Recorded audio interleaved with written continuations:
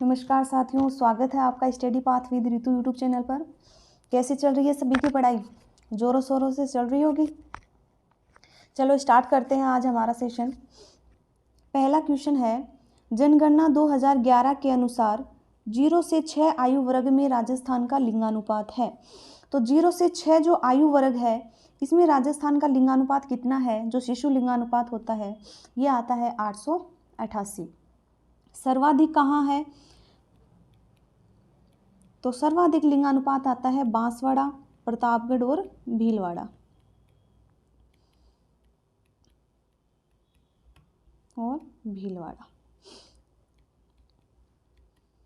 यहाँ क्या है कि सर्वाधिक लिंगानुपात पाया जाता है 0 से 6 आयु वर्ग के बीच।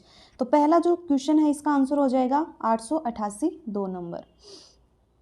अगला है श्रीराम फर्टिलाइजर्स उद्योग जो है ये कहाँ स्थित है? तो श्रीराम कहाँ है? कोटा में। तो श्रीराम फर्टिलाइजर्स है ये कोटा में है। ये क्या है कि यूरिया खाद का कारखाना है। ये जो है ये यूरिया खाद का कारखाना है और यह क्या है कि राजस्थान का सबसे बड़ा खाद उत्पादक कारखाना आता है श्रीराम फर्टिलाइजर्स। तो इसका आंसर हो जाएगा सी। नेक्स्ट आता है कि वर्स्टेड स्पिनिंग मिल्स जो है ये कहाँ है? तो ये वाली जो स्पिनिंग मिल है कहाँ स्थित है? ये आती है लाडनू नागौर में। तो स्पिनिंग मिल जो है ये तो लाडनू नागौर में है और ये क्या है कि एक ऊन संयंत्र है। ऊन संयंत्र है और ऊन साफ करने के काम आता है। ऊन साफ करने का जो काम है वो इसी मिल में किया जाता है। तो इसका आंसर क्या हो जाएगा? 3 में ए। नेक्स्ट आता है, राज्य के किस जिले में देवगढ़ पवन ऊर्जा परियोजना है? तो देवगढ़ पवन ऊर्जा जो परियोजना है ये कौन से जिले में है? तो ये आती है प्रतापगढ़ में। ठीक है, ये राजस्थान की क्या है कि दूसरी पवन ऊर्जा परियोजना है। देवगढ़ जो है ये राजस्थान की दूसरी पवन ऊर्जा परियोजना,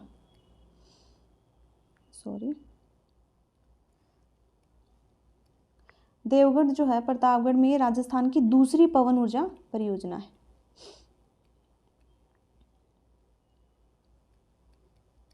कब स्टार्ट होती है ये? कब स्थापित की गई थी देवगढ़ पवन ऊर्जा परियोजना? ये की गई थी मार्च 2004 में।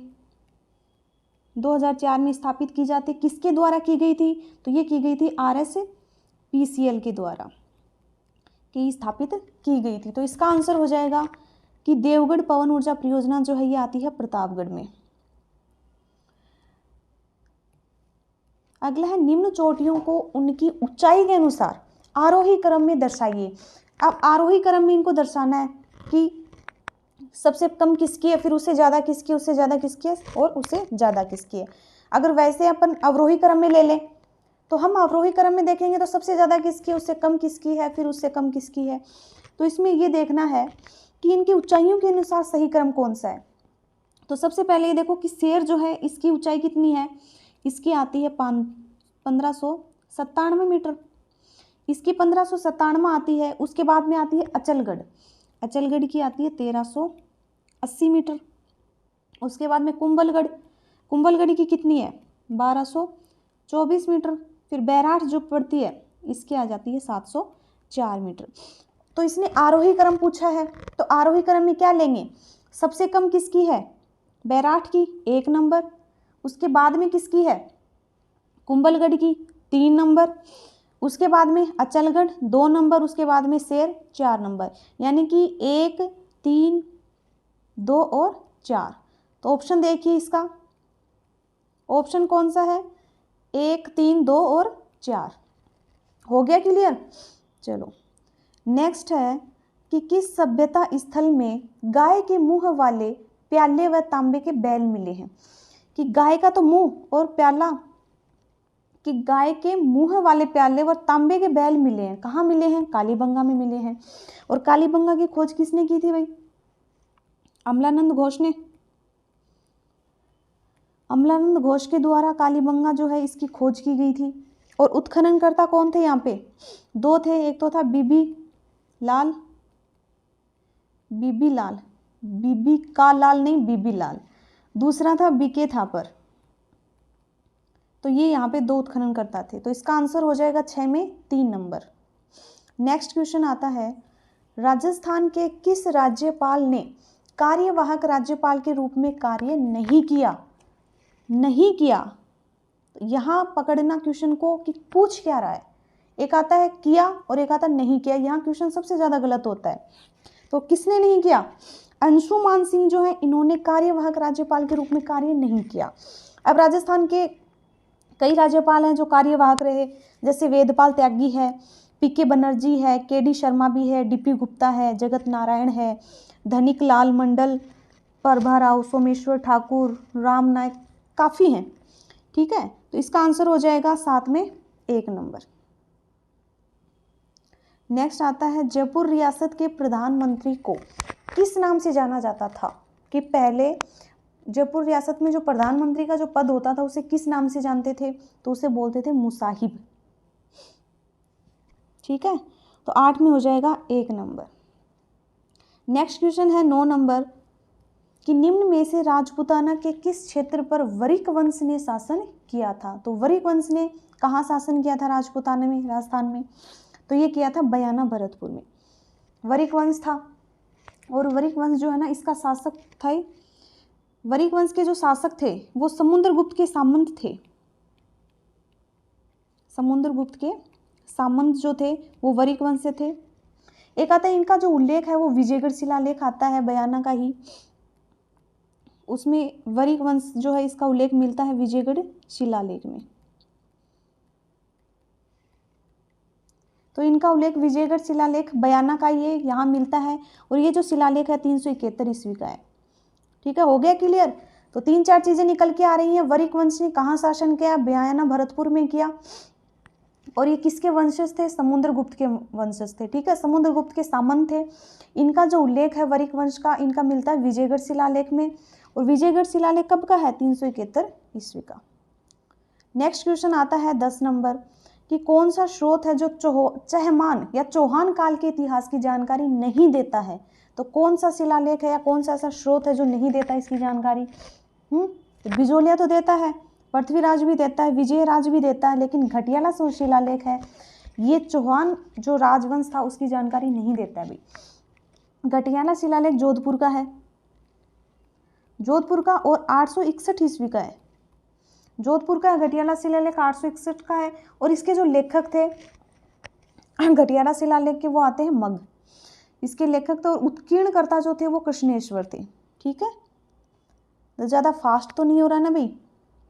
तो एक बार बता दिया करो कमेंट करके, कमेंट कर दिया करो क्लास देखने के बाद कि भाई मैम ज़्यादा फास्ट हो रहा है, तो हम थोड़ा स्लो कर देंगे। तो इसका आंसर हो जाएगा 10 में 11 नंबर क्वेश्चन है, कि वह सूबा जहां मानसिंह प्रथम ने मुगल साम्राज्य के सूबेदार के रूप में कार्य नहीं किया। एक आता किया और एक आता नहीं किया। तो कहाँ कहाँ कार्य नहीं किया उसने? तो काबुल में तो किया था उसने कार्य, बिहार में भी किया था, बंगाल में भी किया था, लेकिन गुजरात तो नहीं किया। बिहार की जो सूबेदारी है वो उन्होंने ली थी 1587 से 94 तक बिहार के सूबेदार रहे थे वो। बंगाल के रहे थे 1594 के आसपास के टाइम में वो बंगाल के रहे थे। और काबुल जो है यहाँ रहे थे 1585 से 87 तक। तो यहाँ की सूबेदारी जो है वो मानसिंह प्रथम ने की थी, लेकिन गुजरात की जो सूबेदारी वो उन्हें नहीं मिली। तो इसका आंसर हो जाएगा सर। नेक्स्ट आता है निर्गुण संप्रदाय नहीं है। तो इनमें से कौन सा है जो निर्गुण संप्रदाय नहीं है? 2 तरह के संप्रदाय होते हैं, सगुण और निर्गुण। तो इनमें से कौन सा नहीं है निर्गुण? चरण दासी जो संप्रदाय है ये सगुण में आता है। बाकी जो बच गए जैसे दादू पंथ है, लाल दासी पंथ है, राम स्नेही है, ये निर्गुण संप्रदाय में आते हैं। निर्गुण संप्रदाय में 3 तो ये हो गए। उसके अलावा जसनाथ जी भी आते हैं, जसनाथ जी आते हैं, दादू हो गए, एक आता है लालदास जी हो गए, प्रणामी, एक निरंजनी और कबीर पंथी जो हैं, और राम स्नेही, ये सारे निर्गुण में आते हैं। बच गए वो सगुण में आते हैं, जैसे वल्लभ संप्रदाय है, निम्बार्क संप्रदाय है, गोड़िये है, नाथ है, एक निष्कलंकी संप्रदाय आता है, और एक चरणदासी। ये सारे क्या हैं? सगुण में आते हैं। तो इसका आंसर हो जाएगा 12 में से। याद कर लेना, इनमें से क्वेश्चन ऐसा ही पेचीदा आता है जो समझ में नहीं आता। 13 का है दुगारी चित्र शैली का संबंध है। दुगारी कहाँ है भाई, सुना है क्या नाम, बासी दुगारी, बूंदी। दुगारी चित्र शैली जो है ये बूंदी में है। इसमें क्या है कि दुगारी जो चित्र शैली, नैनवा जो है उसके आसपास एक सीताराम मंदिर है, उसी की चित्र शैली जो है उसी को दुगारी शैली कहा जाता है। तो दुगारी चित्र शैली हो गई बूंदी में, तो नैनवा के आसपास मिलती है ये। नेक्स्ट आता है 14 नंबर कि निम्न में से कौन सी विशेषता जयपुर शैली की नहीं है। कौन सी नहीं है जयपुर शैली की विशेषता? आदम का चित्र तो मिले यहाँ पे, पोथी चित्रण भी मिला है, लघु चित्र भी मिले, लेकिन शैल चित्र जो है ये राजस्थान में कहीं नहीं मिलते। राजस्थान के कोई भी चित्र ऐसा नहीं है जिसमें शैल चित्रों का अंकन किया गया हो, ये हमारी परंपरा में ही नहीं है। तो शैल चित्र इसका आंसर हो जाएगा, तो 14 में हो जाएगा से। नेक्स्ट आता है राजस्थान सरकार का मत्स्य फार्म सागरोद स्थित है। तो सागरोद कहाँ स्थित है? राजस्थान सरकार का मत्स्य फार्म आता है, ये आता है बांसवाड़ा में। 1982 में स्वतंत्र मत्स्य विभाग की स्थापना की गई थी। 1982 में स्वतंत्र मत्स्य विभाग की स्थापना। और मत्स्य उत्पादन में अगर देखें तो राजस्थान जो है इसका देश में 17वां स्थान आता है भाई मत्स्य उत्पादन में राजस्थान का। ठीक है, तो सागरोद जो है ये कहाँ स्थित है? बांसवाड़ा में। नेक्स्ट आता है 16 नंबर कुलाबो सकीला भोगरिया। कुलाबो सकीला भोगरिया व मोती लहर ये क्या है? एक बार पढ़ने से तो ये लग रहा है जैसे नृत्य हो सकता है, नाट्य हो सकता है, चित्र हो सकता है, लेकिन तलवार का तो किसी ने अनुमान ही नहीं लगाया होगा, लेकिन ये तलवार की है। तो कुलाबो सकीला भोगरिया वह मोती लहर जो क्या है ये तलवार की रूप है। तो इसका आंसर हो जाएगा 16 में से। नेक्स्ट आता है 33 करोड़ देवी देवताओं का जो मंदिर है, 33 करोड़ देवी देवताओं की साल तो हमने सुनी है जो मंडोर में है। साल जो आती है 33 करोड़ देवी देवताओं की, ये कहाँ है? मंडोर में। लेकिन इसने क्या पूछा है कि 33 करोड़ देवी देवताओं का मंदिर कहाँ है? तो ये मंदिर आता है जूनागढ़ में।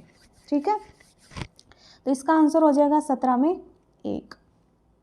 नेक्स्ट आता है विश्व का सबसे बड़ा पवन ऊर्जा संयंत्र जो है वो कहाँ स्थापित किया जाएगा? तो विश्व का सबसे बड़ा पवन ऊर्जा संयंत्र कहाँ स्थापित किया जा रहा है? अभी किया जा रहा है ना, अडानी जो ग्रीन एनर्जी लिमिटेड है उसके द्वारा जैसलमेर में। कहाँ किया जा रहा है? जैसलमेर में। किसके द्वारा? अडानी ग्रीन एनर्जी लिमिटेड के द्वारा।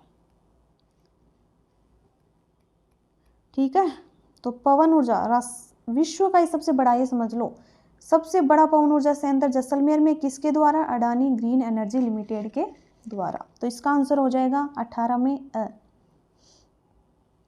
नेक्स्ट है किस जिला प्रशासन द्वारा ई फाइलिंग लागू की गई है? बताइए, ई फाइलिंग लागू कहाँ से की गई है? कौन सा जिला प्रशासन है जहाँ से ई फाइलिंग लागू की गई है? ई फाइलिंग होता क्या है कि जितनी भी फाइल्स हैं उनको क्या करना? डिजिटल करना, ऑनलाइन। क्या करना? ऑनलाइन। तो कौन सा जिला प्रशासन, इनमें सबसे ज़्यादा कौन रहता है? जयपुर ही रहता है। तो जयपुर जिला प्रशासन जो है इसके द्वारा जो भी ई फाइलिंग है ये लागू की गई है कि जितनी भी फाइलों का कार्य होगा, जितना भी ऑफलाइन जो कार्य करते हैं ना हाथ से, वो सारा बंद हो गया, अब डिजिटल होगा सारा काम। तो इसका आंसर हो जाएगा 19 में से। 20 का आंसर है, क्वेश्चन है जयपुर के तीसरे रोपवे का निर्माण किस पहाड़ी पर किया जा रहा है? तो जयपुर का कौन सा रोपवे है? तीसरा। तो पहला कौन सा है भाई जयपुर का? वो आता है वीर सामोद। पहला रोपवे वीर सामोद। दूसरा आता है, दूसरा अन्नपूर्णा माता आता है, दूसरा अन्नपूर्णा माता। और तीसरा जो है उस रोपवे का निर्माण कौन सी पहाड़ी पर किया जा रहा है? देवतला, देवी तला जो पहाड़ी है उसके ऊपर किया जा रहा है। और है कहाँ ये तीसरा रोपवे? कहाँ बन रहा है? जमवा रामगढ़ में। तो जमवा रामगढ़ में तीसरा रोपवे बन रहा है। कौन सी पहाड़ी पर? देवीतला। फर्स्ट कौन सा है? वीर सामोद। सेकंड कौन सा है? अन्नपूर्णा माता। हो गया क्लियर? नेक्स्ट आता है राजस्थान हिंदी ग्रंथ अकादमी के द्वारा डॉक्टर हरिवंश राय साहित्य सम्मान किसे दिया गया है? तो बताइए, राजस्थान हिंदी ग्रंथ अकादमी के द्वारा हरिवंश राय जो साहित्य सम्मान है, किसे दिया गया है? ये दिया गया है संजीव कुमार को। ठीक है। नेक्स्ट आता है मेवात विकास कार्यक्रम। बहुत अच्छा क्वेश्चन है भाई, इनसे बहुत ज़्यादा क्वेश्चन उठते हैं। मेवात विकास कार्यक्रम कब लागू हुआ? मरु विकास कार्यक्रम, डांग क्षेत्र कार्यक्रम, मगरा, इनके बारे में हर पेपर में एक ना एक क्वेश्चन तो मिलता ही है। तो मेवात विकास कार्यक्रम कब प्रारंभ होता है? 1986-87 में। ठीक है। एक आता है अरावली विकास कार्यक्रम, इन्हें भी नोट कर लेना। अरावली विकास कार्यक्रम कब का है? अरावली विकास कार्यक्रम 1974-75। 1974-75 का अरावली विकास कार्यक्रम। एक आता है मरु विकास कार्यक्रम, कब का है? 1977 और 78 का। मरु विकास कार्यक्रम 1977-78। एक आता है डांग क्षेत्र विकास कार्यक्रम। डांग क्षेत्र विकास कार्यक्रम आता है 1994-95 का। एक और रह गया भाई, मगरा क्षेत्र विकास कार्यक्रम। तो मगरा क्षेत्र विकास कार्यक्रम जो है ये आता है 2005-06। हो गया क्लियर? तो एक क्वेश्चन से कितने क्वेश्चन क्लियर हुए हमारे? 5। मेवात विकास कार्यक्रम हो गया 1986-87, अरावली हो गया 74-75, मरु विकास कार्यक्रम 1977-78, डांग क्षेत्र विकास कार्यक्रम 1994-95 और मगरा क्षेत्र विकास कार्यक्रम 2005 और 6। हो गया क्लियर? तो 22 में आंसर हो जाएगा से। नेक्स्ट है सज्जनगढ़ दुर्ग किस पहाड़ी पर स्थित है? कौन सी पहाड़ी पर है? पहले ऐसे बताओ कि सज्जनगढ़ जो दुर्ग है ये है कहाँ? उदयपुर में है। अभी इसने तो पहाड़ी पूछ ली, डायरेक्ट क्वेश्चन तो ऐसे हो जाता भाई सज्जनगढ़ दुर्ग कौन से जिले में स्थित है? उदयपुर में। लेकिन इसने पहाड़ी पूछी है तो वो आती है बासंदरा की पहाड़ियाँ। बासंदरा की पहाड़ी के ऊपर ये सज्जनगढ़ दुर्ग स्थित है। ये जो दुर्ग है इसको मेवाड़ का मुकुटमणि भी कहते हैं भाई। ठीक है, मेवाड़ का मुकुटमणि, मेवाड़ का मुकुटमणि जो है वो भी इस दुर्ग को कहा जाता है। तो इसका आंसर हो जाएगा 23 में बी। अकबर की मस्जिद स्थित है, कहाँ है अकबर की मस्जिद? जयपुर में। नेक्स्ट आता है आर्थिक सर्वेक्षण, इकोनॉमिक सर्वे आ गया भाई। इकोनॉमिक सर्वे पढ़ाया भाई हमने, अच्छे से पढ़ना। ठीक है, बहुत ही जल्द इकोनॉमिक सर्वे लेकर आ रहे हैं, चैप्टर वाइज लेके आएंगे, कोई भी चीज़ नहीं छूटेगी। आर्थिक समीक्षा जिसने पढ़ ली ना उससे कहीं भी दिक्कत नहीं आएगी। ठीक है, तो इसका ये देखिए 25 नंबर, आर्थिक सर्वेक्षण 2022-23 के अनुसार राज्य में प्रचलित मूल्यों पर प्रति व्यक्ति आय है। तो कितनी है प्रति व्यक्ति आय बताइए? ये तो इसने प्रचलित मूल्य पर पूछी है, स्थिर मूल्य के ऊपर भी बतानी है। तो प्रचलित पे कितनी है? प्रचलित पे आती है 156149। ये तो आती है प्रचलित के ऊपर। अगर अपन को हमें स्थिर मूल्यों पर पूछे तो स्थिर मूल्यों पर कितनी हो जाएगी? 86,134 ये आती है स्थिर मूल्यों पर। और इसकी अगर पिछली के अनुसार तुलना देखें तो कितनी वृद्धि हुई है? अब की बार वाली जो प्रचलित मूल्यों के ऊपर प्रति व्यक्ति आई है वो पिछली की तुलना में कितनी वृद्धि है? 6.94%। तो हो गया क्लियर?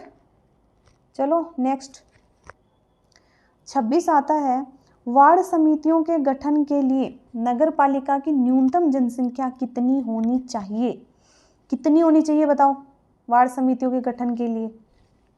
3 लाख। ठीक है, तो 26 में हो जाएगा ब। नेक्स्ट है किस अनुच्छेद के तहत राजस्थान लोक सेवा आयोग अपना प्रतिवेदन राज्यपाल को सौंपते हैं? तो कौन सा आर्टिकल है जिसके तहत आरपीएससी जो अपना प्रतिवेदन जो है वो राज्यपाल को सौंपती है? आर्टिकल 323 में। अब आर्टिकल 316 क्या है? आर्टिकल 316 में ये बताया जाता है कि अध्यक्ष और सदस्यों की नियुक्ति, आरपीएससी के जो भी अध्यक्ष हैं, जो भी सदस्य हैं, इनकी नियुक्ति के बारे में 316 में बता दिया। 320 में क्या है? आरपीएससी के कार्य। कार्य आ जाते हैं 320 में। 321 में क्या है कि आरपीएससी जो है इसको विधानमंडल अन्य कार्य भी दे सकती है, यानी कि विधानमंडल जो है वो आरपीएससी को अन्य कार्य भी दे सकती है, ये आर्टिकल 321 में कहा गया है। अन्य कार्य कौन देगी? विधानमंडल। तो इसका आंसर क्या हो जाएगा? 323। तो आरपीएससी अपना प्रतिवेदन जो है कौन से आर्टिकल के तहत राज्यपाल को सौंपती है? 323। मेरी पुलिस मेरी दोस्त अभियान किस जिले से प्रारंभ किया गया? मानता है कि कोई पुलिस को अपना दोस्त? दूर दूर भगते हैं सब। तो पुलिस मेरी दोस्त अभियान कौन से जिले में प्रारंभ हुआ है? अभी करवाया था थोड़ा दिन पहले, जो स्लाइड लेके आए थे हमारी उस क्लास में, ये क्वेश्चन करवाया भी था। तो ये शुरुआत जो है वो की है डूंगरपुर ने। क्यों की है? क्योंकि बालिकाएं जो हैं उनको थाने में विजिट करवाया जाता है भाई, उन्हें थाना दिखाया जाता है, थाने की जो भी प्रक्रियाएं होती हैं उन्हें समझाया जाता है, और जो भी कार्य प्रणाली है या जो संवाद स्थापित किया जाता है उन सब के बारे में जो भी बालिकाएं होती हैं उन्हें समझाया जाता है कि कैसे निर्णय लिए जाते हैं। ठीक है, उन्हें सारी प्रक्रिया समझाई जाती है, थाने में क्या होता है क्या नहीं होता है।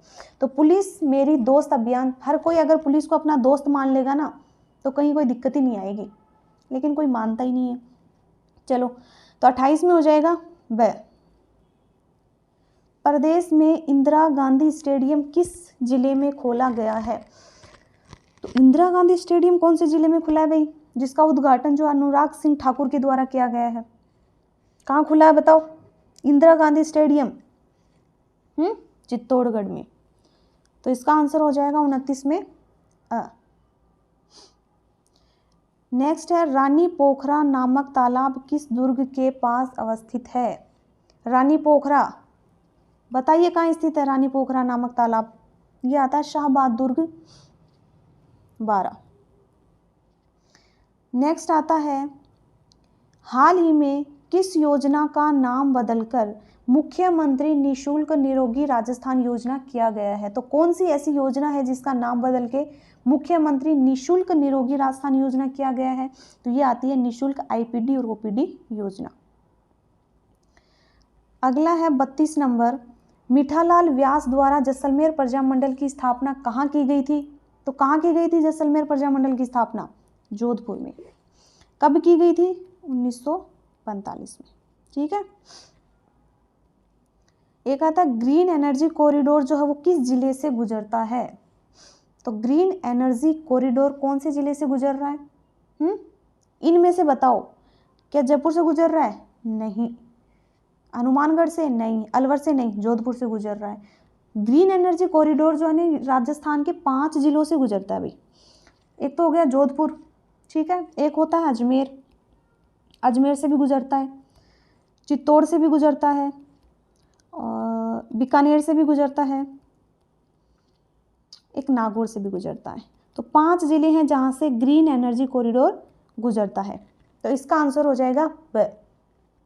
ये याद रख लेना जिलों को। अगला आता है, मौसम विभाग के अनुसार सामान्य वर्षा से 50% से अगर अधिक वर्षा है और उसमें कमी हो रही है कि 50% से अधिक वर्षा में कमी हो गई, तो उसे क्या कहेंगे? उसको तो भयंकर ही कहेंगे भाई। नेक्स्ट आता है, प्रसिद्ध खिलाड़ी अजय सिंह शेखावत का संबंध कौन से खेल से है? तो अजय सिंह शेखावत हैं, कौन से खेल से संबंधित हैं? ये भारोत्तोलन से संबंधित हैं और ये झुंझुनू के निवासी हैं भाई। अजय सिंह शेखावत कहाँ के हैं? झुंझुनू के। तो ये हो गया 35 क्वेश्चन थे हमारे। कैसा लगा आज का सेशन?